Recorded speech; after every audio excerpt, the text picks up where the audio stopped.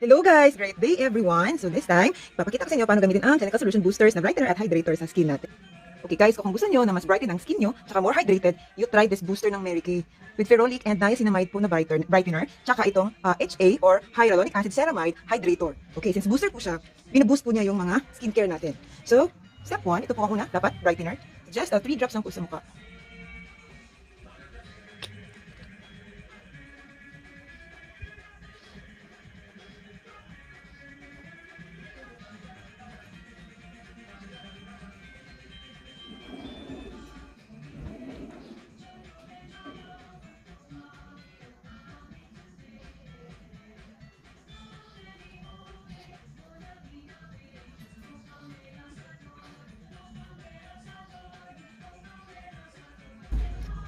If you're done with the brightener, next step naman po itong hydrator. Alam nyo ba guys, na kapag more hydrated ang skin natin, mas ina-absorb yung mga skincare na gamit natin. So this one,